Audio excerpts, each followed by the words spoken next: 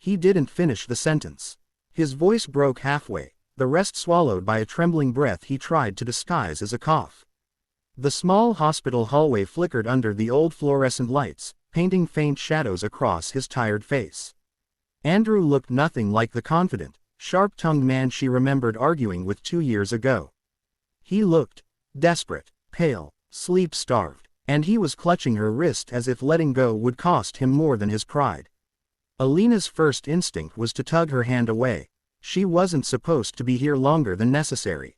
She had dropped off the documents for him to sign, strictly business, strictly final, and she had planned to walk back to her car and pretend her heartbeat hadn't started racing the moment she saw his name on the patient chart. But she froze, because his eyes were not the eyes of a CEO meeting an investor. They were the eyes of a father on the edge of collapse. "Elena," he whispered, and the way he said her name, soft, breaking, made something twist inside her. "Please." Her gaze drifted past him, to the half-closed door of the emergency room behind him. She could hear the faint beeping of monitors, hurried footsteps, a nurse murmuring instructions. And underneath it all, a small, frightened cry. His daughter, a little girl she had only seen once, from a distance, pink-cheeked and shy behind her father's leg. The daughter of the woman Andrew had loved long before he ever knew Elena existed. "What happened?" Elena asked, her voice gentler than she intended. "Fever. It spiked so quickly he ran a shaking hand through his hair. She fainted. One moment she was talking, the next she just fell. I tried calling everyone I knew, but no one picked up. I didn't want to leave her alone even for a second, and the nurses, they needed forms, information, signatures. His breath shuddered. You're the only one who came." Elena felt a sting low in her chest. She wished she could tell him he was wrong, that others would show up if given a little more time. But the truth hung heavy between them.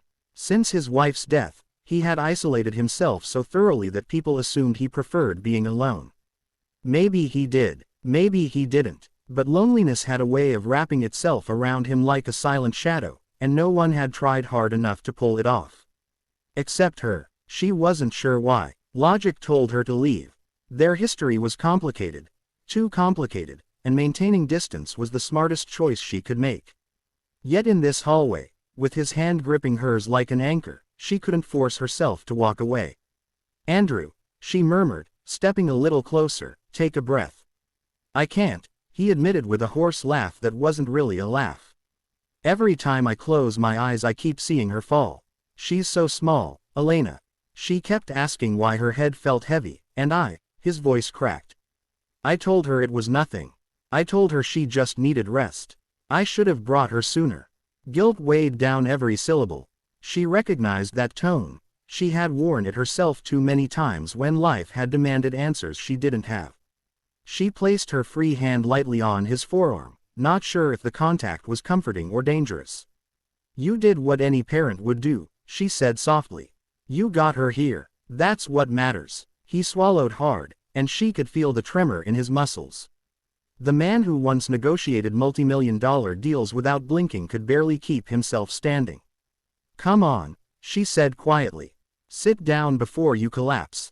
He didn't resist as she guided him to the empty plastic chair against the wall. Once he was seated, his hands fell into his lap, clenched so tightly his knuckles widened. "They won't tell me anything. Yet," he murmured. "They said they'd come out soon, but soon has been 20 minutes. It's a hospital," she reminded him. "Time moves differently here." He let out a heavy breath and leaned his head against the wall. For a moment, neither of them spoke. The hallway buzzed with distant activity, but around them, there was only stillness, the kind that felt fragile, like a thin thread stretched between two people who shouldn't be this close but couldn't pull apart. "Why did you pick up?" he asked suddenly. She blinked. "Because you called. You could have ignored it," he said. "You should have ignored it. After everything She cut him off gently. "Andrew." He closed his eyes. "I hurt you. More than I ever meant to." Yes, he had. When she first met him, she had mistaken his warmth for something meaningful. It took her too long to realize he didn't have space in his life for her, or for anyone, because grief had carved out all the space and filled it with ghosts. She could forgive him for not loving her. She couldn't forgive him for making her believe he might. But now wasn't the moment to dig into old wounds. We're not talking about the past right now, she said. We're talking about your daughter. His eyes opened, slow and full of exhaustion. She likes you, you know. The comment caught her off guard. She barely knows me. She remembers kindness, he said simply. Even small ones. Elena felt warmth coil in her chest.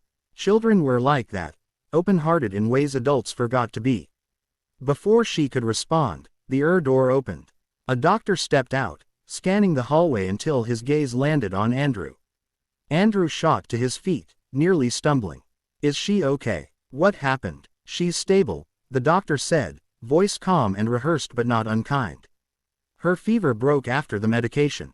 We're running a few more tests to rule out anything serious, but for now, she's resting. Andrew sagged, relief collapsing through him like a wave. His eyes glistened, but he blinked the tears back. Can I see her? In a few minutes, the doctor said. We just need to finish monitoring her vitals. Andrew nodded rapidly, as if afraid to slow down. Thank you. Thank you so much. The doctor gave a brief nod and returned inside.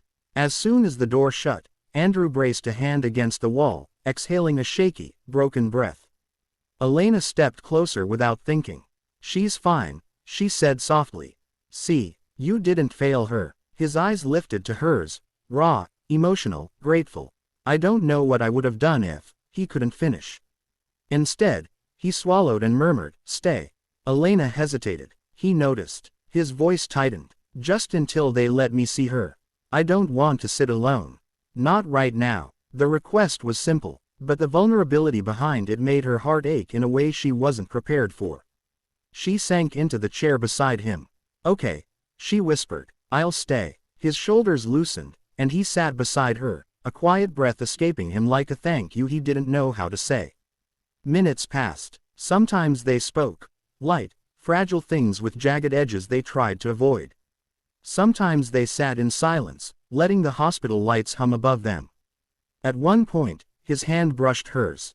He didn't grab it. He didn't hold on. It was barely a touch, an accidental graze. But she didn't move her hand away. Not this time. When the nurse finally emerged to call him inside, he stood quickly, but then turned back to her. Elena, he said, voice low, I don't expect anything from you. I know what I was. But tonight, thank you for being here. She looked up at him, seeing not the CEO, not the man who had broken her heart, but a father who would give anything for the little girl behind that door. Go to her, she said softly. She needs you. He nodded, almost reluctantly, and walked inside. As the door swung shut, Elena stayed seated in the hallway, fingers curling in her lap. She told herself she would leave in a minute. Just one more minute. But deep down, she knew the truth. She wasn't ready to walk away from him. Not anymore.